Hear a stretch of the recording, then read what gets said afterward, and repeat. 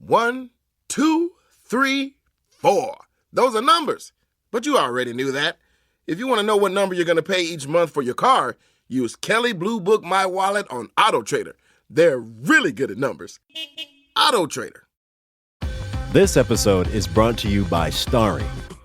When you drink Starry Lemon Lime Soda, every sip is a win. Perfect for game time or anytime. It's a crisp, refreshing lemon lime soda that's caffeine-free and bursting with flavor that makes you go, ah. Starry hits different. Find it in stores or online today.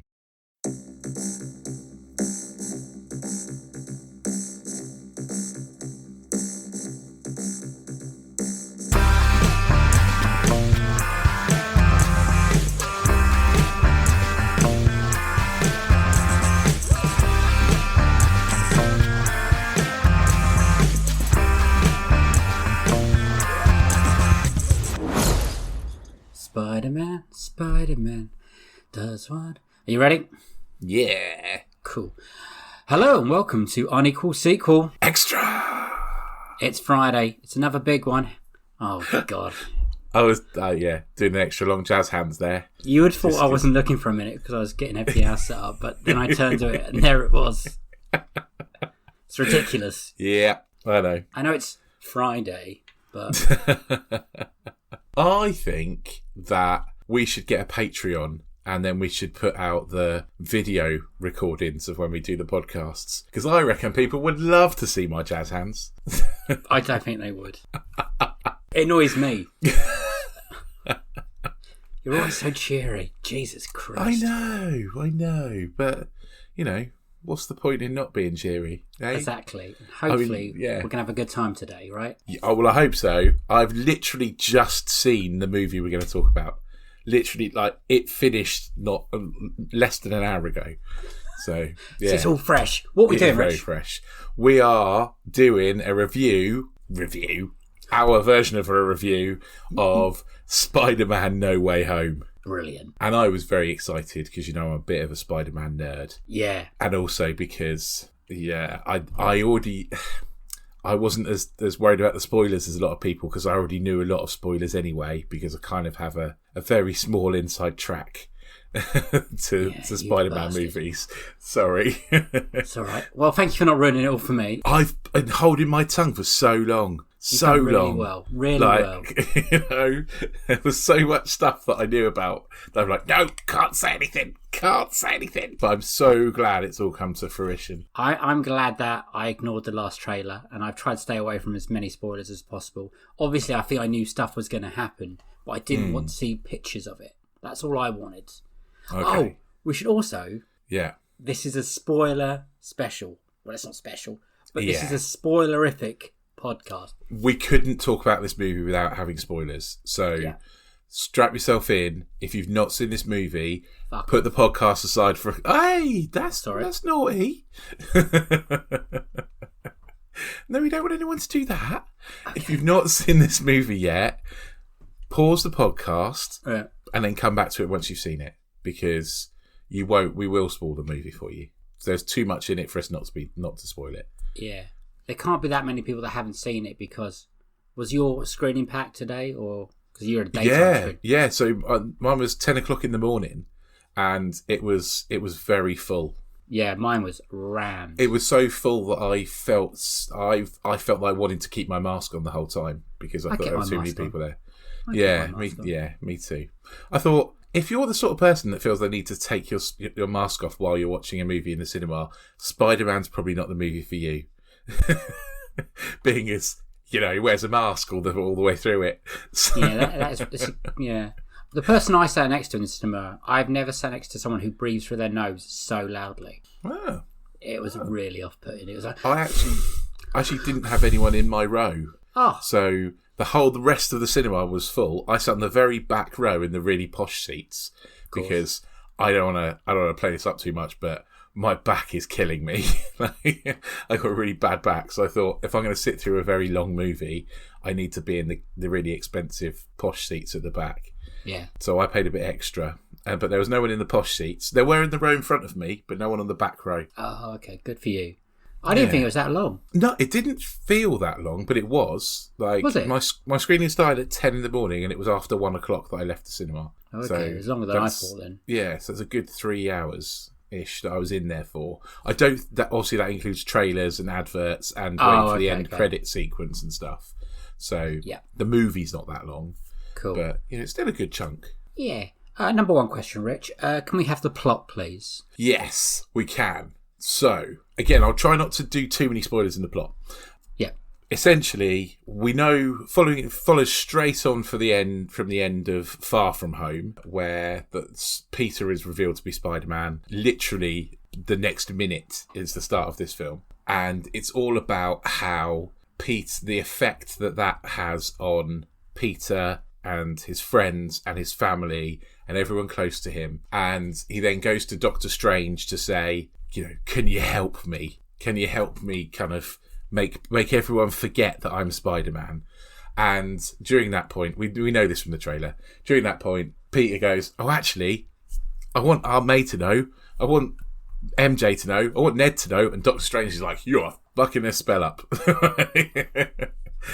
And unsurprisingly, he does cock the spell up, it goes wrong, and we end up with lots of visitors from other multiverses entering the Spider-Man universe that we know and love. And hilarity ensues. No, not hilarity. Hilarity is the wrong word. Action, adventure. Yeah. Adventure ensues, yeah. Yeah. Cool. Well, I think that's a very good plot, Rich. I think you did really well. Thanks. Cheers. And not to mention anything that happens along the way. It's weird. Before we go into this again, we're going to spoil things. Yes. Now is your warning. Spoilers from here on out. Okay. So, what did you think, Dave? What did you think? I liked it. I liked it. I thought the second hour is everything that I ever dreamed of for the last few years. Well, for 20 odd years, to be honest. And then there's stuff about the first hour that didn't sit well with me. I thought some of the jokes were badly written. I thought Jamie Foxx was a weird thing to do with his character. But once you get into the actual multiversey bit, it's a lot of fun. It's a lot of fun. Now, I don't know if it's that this movie had a profound effect on me, or if it's to do with the incredibly strong painkillers that I'm on. But I cried twice in this movie. Oh, wow. Oh, wow. Twice. Okay, let me guess. The death of Aunt May? Yes, absolutely. Because, as you know, love Aunt May. I love this Aunt May in particular. And I reckon when the three Spider-Men hug at the end. No. Oh. It was the bit where Andrew Garfield saves MJ, because that is my least favourite bit from the Andrew Garfield second movie when MJ dies. Okay. And it's not MJ dies. It's Gwen. Oh, it's Gwen. Sorry, it's Gwen, isn't it? But yeah, so I just love that Andrew Garfield's kind of relief and redemption, and that kind of just made me kind of tear up a little bit. I like that Andrew Garfield is finally in a decent Spider-Man film. Yeah. It's exciting. He's, again, probably the best actor in this film as well. That's not to say anything bad about Tom Holland, because he does a really good job. Tobey Maguire. But yeah, Andrew Garfield, just really, I thought he was really, really good. Really good. Oh, that's good. There's a point when he mentions how dark he's become being Spider-Man. And I was just thinking, God, I would love to see that Amazing Spider-Man 3 of a Spider-Man who's turned to like the dark side. A dark Spider-Man, yeah. Oh God, that would have been good. I really would have. That's what I've been thinking about since I've watched it recently. The Amazing Spider-Man. Because there are storylines that exist of Spider-Man going slightly dark. Are there, Rich? So yeah, there's possibilities there. Do you reckon they'll push forward with some other films with Maguire and Garfield? I don't think they will now. I don't think they will. No. I don't think they will. I think there were some nice hints. So at the end, where the universe is ripping open, and you can see all the kind of shapes of people looking to get through the void, there's some nice hints at some bad guys in there. Well, so I saw Rhino, I think. There's definitely Rhino. There's definitely Kraven the Hunter, who is one of my favourite Spider-Man baddies. just after Doc Ock. Doc Ock is my favourite Spider-Man baddie. There's definitely some outlines. I'm like, oh, that looks interesting. I wonder who that's going to be. But yeah, maybe there's some hints at some other baddies we're going to get, maybe. But yeah, I enjoyed this movie. I think what I enjoyed less than it's not a perfect movie. It's messy in places. And I think the thing that I enjoyed the least was Doctor Strange, actually.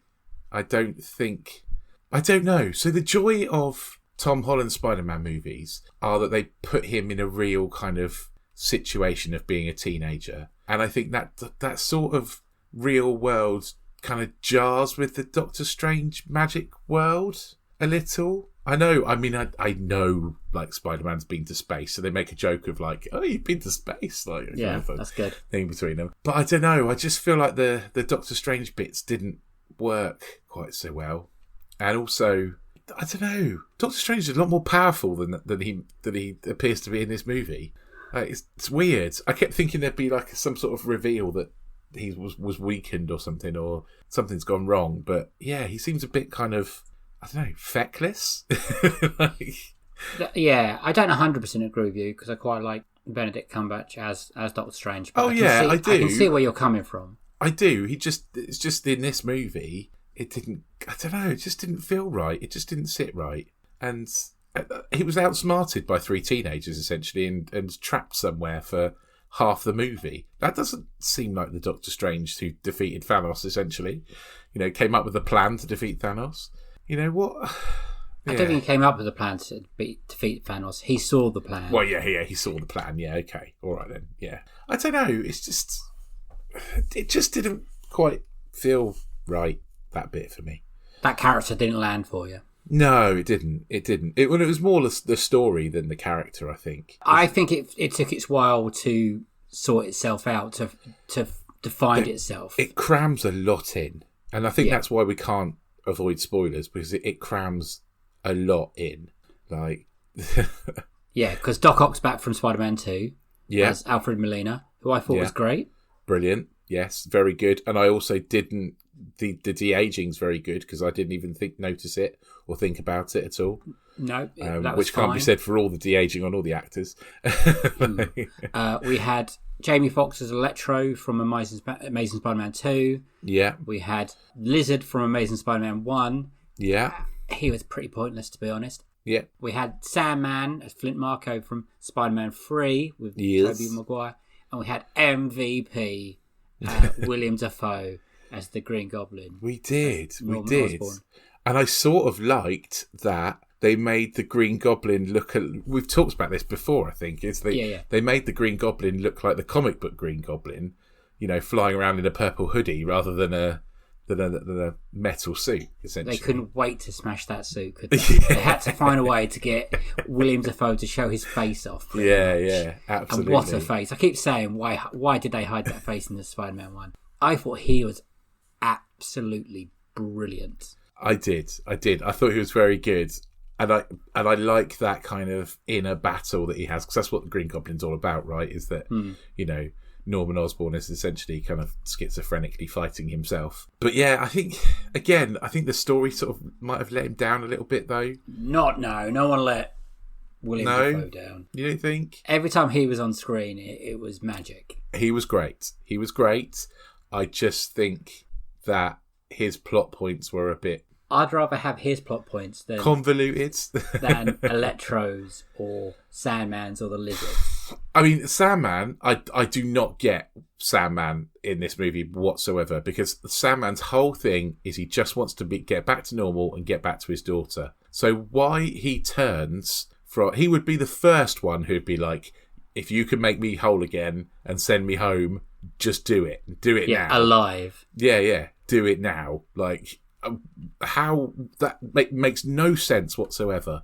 For him Do you know to why, turn. Rich, though? Do you know why? Why? Because it looks really fucking cool when there's lots of electric around as well. And I'm not being funny, but the Hayden Thomas Church is one of the ones where the de-aging doesn't look very good. Like, so I can see they kept Sandman as kind of Sandman for longer, because when he's a person, the de-aging effects don't look quite as cool as they do on other people. He looks a bit clunky still, I think. Yeah. So maybe that's why. But I think that's by the by, really, isn't it? Nobody's gonna get too hung up on Sandman because he's very much a peripheral character in this, really. It does come to a point. There's a point when you think, oh, is that working? Is this not working? Or working? And suddenly it gets to the point when Andrew Garfield and Tobey Maguire have turned up and they're all going at it, all the bad guys and the good guys, and you think, I don't give a shit anymore. What's happening? I'll tell you what I really, really like. I love the bromance between Tobey Maguire and Andrew Garfield. Yeah. I mean, Tom Holland's in that too, but he's often doing a lot more of the action and interacting with other people, whereas they very much interact with each other, and I think their chemistry is very, very good. Well, at that point, those two, like Tom Holland's Spider-Man, hasn't had much, death around him. He's had Iron Man, maybe, but the other two have actually lost people. Well, people they loved. He's lost especially Aunt May Garfield at this point as well, hasn't he? So Aunt May dies before those two turn up. Oh, I guess so. Yeah. That I think that's done pretty well. You know what? It doesn't sit well with me. I didn't buy into that. I thought, no, let's just get rid of these bad guys. Am I being too mean? No, I don't think you're being too mean. Like, he was convinced very quickly by May that the right thing to do is to trust these fucking nutters. Well, I mean, that's the bit I didn't get. By all means, try and cure them, but why are you letting them out? Why, keep them locked up while you try and cure them? You had them in a prison. Yeah. That's a bad choice. And a lab. He had a nice base. They could have brought everything they needed. Yeah, he was in the Sanctorium, or what it was called. Like, stay there. I don't think Norman Osborn was that convincing that he was let out. No, it's just, lock them all away. But then, I guess that the thing that Tom Holland doesn't know these bad guys. So Norman, for example, he doesn't know how evil Norman is, does he? We do, because we've seen him in other Superman movies. But Tom Holland's Superman movies. Oh my God, what's wrong with me? Spider-Man movies, sorry. But Tom Holland's Spider-Man doesn't know Norman Osborn, does he? He doesn't know how evil the Green Goblin is. No, but there's Doc Ock saying bad things about him. There is. And he's already tried to attack you and kill you on a bridge at this point.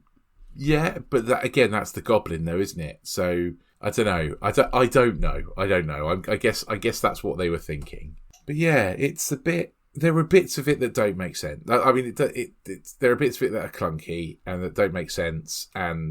But that also doesn't take away from the enjoyment of it. And like I say, the emotion of it too. Like, there are scenes that are really emotional, and I kept through the whole of the movie. I'm like, how are they going to bring Aunt May back? How's that? How are they going to do? And they don't. You just couldn't let that go, could you? No, well, I genuinely didn't think she was going to die. I genuinely thought they're going to bring her back somehow, or she's not going to have died.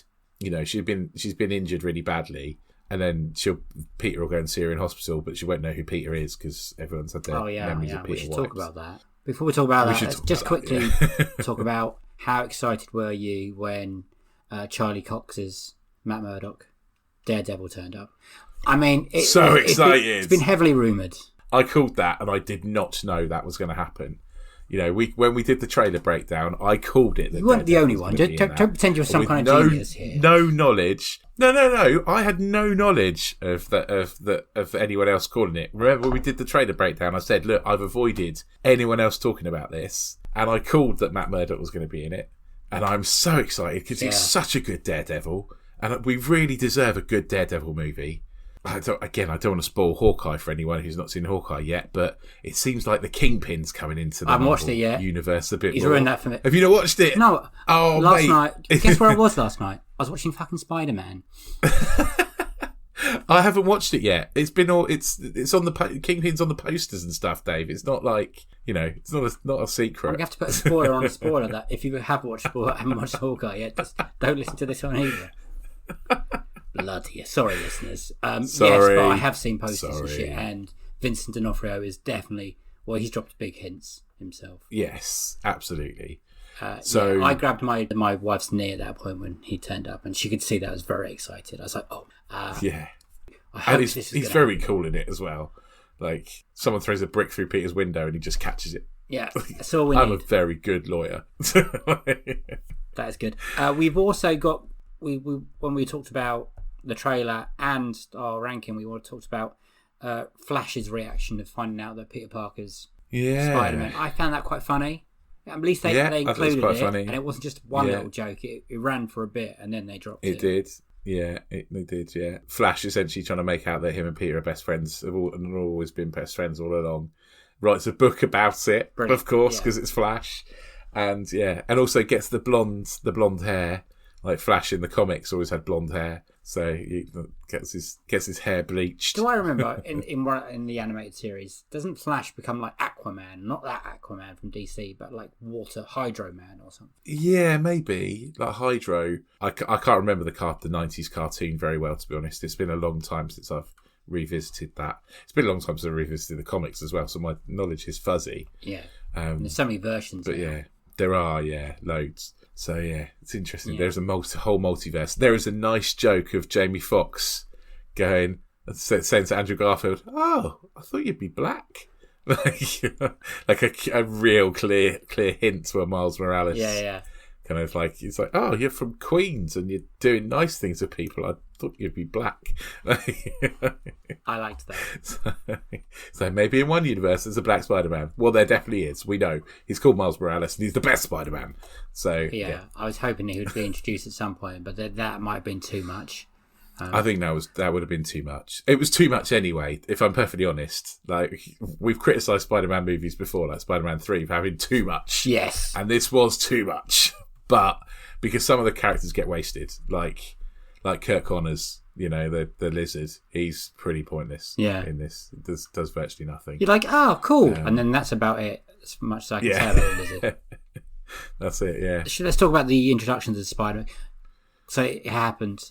All three living Spider-Men are in this movie. Yeah. Garfield's introduced first, and his introduction was great. I thought very funny with Ned. I thought it was very funny. So we recorded an interview episode recently with, we won't say who with because we don't want to spoil it, but and during that episode they were saying, "Oh, well, I don't know if Andrew Garfield will come back because he has such a bad time recording the Amazing Spider-Man, filming the Amazing Spider-Man, and he didn't enjoy it, so maybe he won't come back." And I'm sat there going, I know he comes back, and I can't say. Because Andrew Garfield is also a massive Spider-Man fan. Like, he adores me. And I think there's a little bit of regret how his Spider-Man films came out at the end of the day. I mean, so, like I said earlier, him to be in this and be so fanned over. Like, people, when they came on screen, the screen I went a little bit crazy. Like, people hollering. Yeah. It was like I was in America. It wasn't quite like that for me. It wasn't quite like that in my screening, but there was certainly I was like, hee hee, like a little boy, and I knew they were in it. So I knew Andrew Garfield and Tobey Maguire were in it. So I knew beforehand. And they all had their original suits on. They did, yeah. Been waiting 20 years to see Maguire again in that. Yeah, and I don't want to spoil it, but I really like how Tom Holland's Spider-Man goes back to a very, very original Spider-Man suit at the end of the movie. I sport there.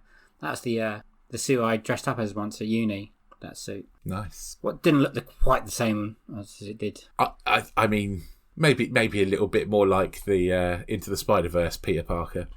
Yeah, massively. That made me laugh when they were all shouting each other's Peter's name and they were getting confused who was who. Yeah, that was funny. Peter free. Yeah, it was like, hang on a minute, but I'm two, you're three. And it's like, no, I'm two. That was quite good. It was really good. I mean, I had a smile on my face for most of this movie. The only thing criticisms I could say is it took a while to settle into what it was trying to do. I don't think it became, like you say, the first hour is more muddled. And I think it finally started to all come together once we had the three Spider-Men. Yeah, I just thought the tonnage of these little... I didn't think the jokes were landing, a lot of them, especially from the villains. I mean, that's the other thing about Doctor Strange is I don't think the jokes landed there either. No, this is why I don't have kids. I'm like... I'd agree with you. Is it though?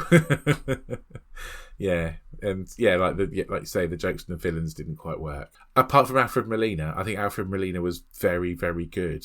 And yeah, I think his kind of like his reaction to it not being his Peter is very good. I know we know that from the trailer, but yeah, I think that was kind of, you're not Peter.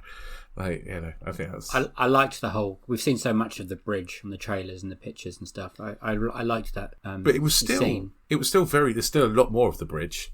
They love a bridge in a Spider-Man movie. Everything always happens at a bridge. That is true. That is true. Any scenes that really stood out for you, like highlights? I guess the kind of the end set piece, really. The battle, like on the shield that they're adding to the Statue of Liberty. Yeah, that was weird. That was weird. Yeah, turning the Statue of Liberty into like Captain America. But yeah, I liked that. I kind of liked a few of the, like I say, I liked Andrew Garfield saving MJ. I think that kind of, in that kind of his redemption arc. We haven't mentioned Zendaya. Is that her name? Zendaya. Thank you. And Josh Batalon. Is that his name? Plays Ned. Batalon, I think it is. Batalon. I thought they were good. Yeah, they were both good. They were used well because they could quite easily been forgotten and used like damsel in distress kind of thing, but they actually helped the story. Yeah, I don't think MJ is your stereotypical damsel in distress. I don't think. No, definitely not. Personality would stand for that, essentially. And I think like Ned even describes himself as like Spider-Man's man in the chair kind of thing, and he fills that role very nicely again in this movie. I did laugh a bit when they were talking about, have you got a best friend in your universe? He's like, yes. Yes, he tried to kill me, and then I killed him.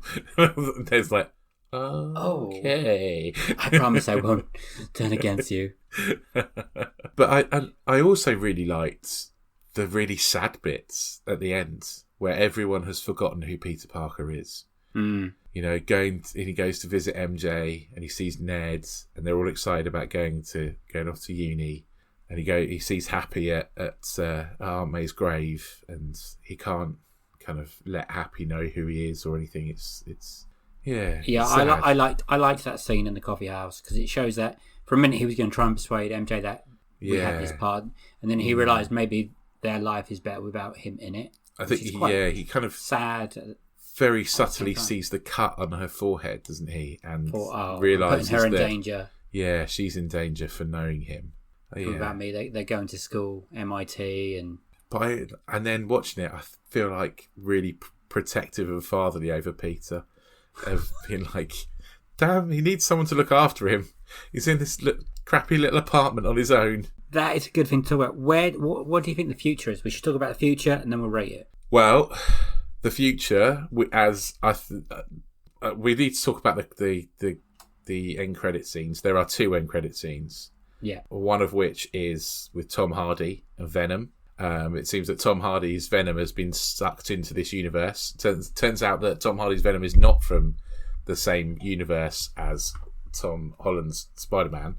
Tom Hardy's been sucked into that universe and is talking to Danny Rojas from Ted Lasso, who plays a bartender. I knew it. Yeah. Yeah, I was waiting for him to say, bartending is life! Football is life!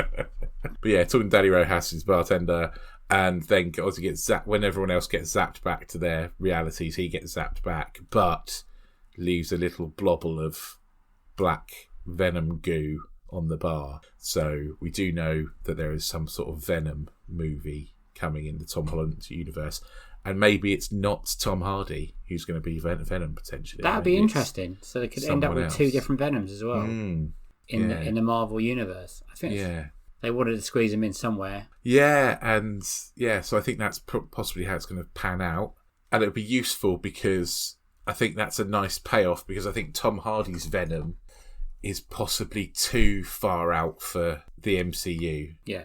So it'd be nice that they could kind of keep that separate and try a different Venom for the MCU, who's a real villain.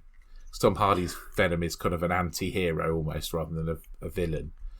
And we need a savage Venom in the MCU, I think. That's what I want. A real badass villain. So that's where I think that Spider-Man will go next, is a big ass Venom battle. And I think maybe we get Gwen Stacy in it. Maybe, maybe that's an option, yeah. Maybe this is where Peter takes up his photography, because we've not had finally Tom Holland did any photos or anything, have we? So maybe this is maybe he takes up his job at the Daily Bugle and starts taking photos and stuff. Maybe and MJ and Ned go off to MIT, and maybe they're not in the next bit. Yeah, that's the next one. But we know also it's been announced that Tom Holland will be Spider-Man again. He's signed another contract to do Spider-Man again. So that'll be interesting to see where it goes. It's going to be a very different film, because this is big. This is big, and it'll be every word of the manner. It would be nice for it to go back to being a bit smaller. Your friendly neighbourhood Spider-Man. Well, like Homecoming. That kind of like going back to the sort of similar thing to Homecoming. That's why I like Spider-Man the most. The friendly neighbourhood Spider-Man.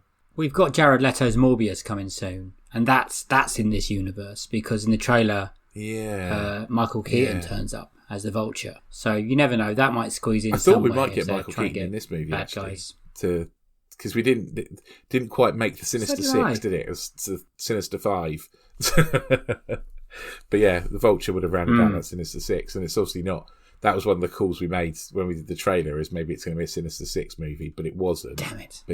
But it was, we weren't far off. So so there's that, and obviously the last end credit scene just tees up the Doctor Strange movie that we all know was coming. It's almost a trailer for a Doctor Strange movie, wasn't it, really? I think if you told me at the beginning of the film that there's a Doctor Strange trailer at the end, I'd be like, I wouldn't probably bother to stay around for it. I was like, I can see that. That's going to be on the internet soon. Yeah. I thought that. I was like, I've waited for that. I did think about warning you about it, and I think the second one is a Doctor Strange trailer, so it's up to you if you want to stick around. It looks like the problem is much deeper than he thought in this film. Yeah. And obviously what we know about what happened in WandaVision and in Loki, the fabrics of time is... Spoilers that we know Wanda's back, right? Yeah. And there's things at the end of Loki that the big crack. I don't know if you remember it and stuff. And the something happens in this one. I was like, oh, maybe this is the point that they're all listening out for at the end of Loki. Yeah, I think it's probably what it is. Yeah, it's definitely. Yeah, I think it's going to get complicated. I think that it's going into storylines that are going. People are going to come out of movies and go, I don't know what happens. I'm not sure if I will enjoy it. No, and Doctor Strange has never been my favourite Marvel character. Not just in the MCU, but in the comics as well. Just because it does get a little bit too much for my poor little brain to handle. I think sometimes, I just think that, it may be just... It's too complicated, and I get the Spider-Man multiverse, but then when Doctor Strange talks about the multiverse, and when Ant-Man talks about the quantum realm, I'm like, what? Oh. Who? I'm gone. Yeah, I'm confused by the quantum realm still. Yeah. Unequal sequel, yes or no? I would say yes, because I preferred it more than Far From Home. Yeah. Far From Home. I totally agree with you. I'd put it above Far From Home, definitely. If only for Andrew Garfield and Tobey Maguire. Do you know what? If I watch this in the future, I'll probably watch it a couple more times. Not at the cinema. I haven't got time, sadly. I might just go straight to the second hour. Yeah. I wouldn't blame you, actually. That bit when they turn up, and I got proper goosebumps. I knew it, like we said, we knew it was coming. But to actually see it, because I haven't seen any of the stupid pitch on-set leaks, I've been able to dodge all them. Yeah, brilliant. And Maguire, I'm just going to go straight to that. And it's much better than Far From Home. I don't think it's as good as Homecoming. No, but it's kind of a different kind of film. This was more on Avengers scale. Yes, yeah. And I think that's because Spider-Man is your friendly local neighbourhood Spider-Man and suits a smaller story better than a big, wide story like this. Yes. That's just my opinion, though. Yeah, I agree. So, rating. I think it's going to be a tough one, because you can't let your emotions... Yeah. It's by no means a perfect movie, but it's also not a bad movie either. So I don't think it's up there at the very top, but I do think it's on the edge of the top, shall we say. I think it's probably a 5.5 out of 7 for me. You've gone bigger than I would have said. A 5. A lot of people have gone hyper about this. Yeah. I don't think I'm quite up there with them. I would say about a 5. Yeah. I think it's going to be really interesting to watch it on a second or third viewing, because I watched Spider-Man 2 again the other day, and that still plays so well and has aged so well, and I really enjoy it. It's because Doc Ock is a brilliant villain, right? You know, he's just the perfect villain, you know. And Alfred Molina is so good as Doc Ock. And Maguire is so good as Peter Parker, and he's the best blend, I think, of a Spider-Man. I don't, but there you go. There we go. We've had that discussion. We have, yeah. Check out the episode last week when we ranked our Spider-Men. Yeah. Even though we pretty much agreed on all of them. We did. Spoiler on that. So, yeah, it's a good film. It's worth watching. I mean, it follows the lukewarm reaction from Eternals. This movie could be your very most basic Marvel movie, and everyone would probably love it because it's a lot better than Eternals, I guess. Even though I don't think Eternals is as bad as people make out, but I imagine this will get a lot better critical and financial reaction than Eternals did. I've seen a lot of the negatives saying, "Oh, it's made for the fans," and I'm like, well, of course it is. It's like the 28th film in a Marvel film. It's the third film of the Spider-Man franchise. Who else is it made for? It's made for Spider-Man film, like fans, not just this film, but the other ones that have been made. Yeah, fuck that as an argument for being rubbish or not enjoy it. That's stupid. That is a silly argument. Yeah. But if you don't know who Spider-Man is, then probably not the film for you. No. If you've not watched the other Spider-Man movies, Spider-Moons, go back and watch those first. You know, just you'll enjoy it so much more. You will enjoy it a lot more. Yeah.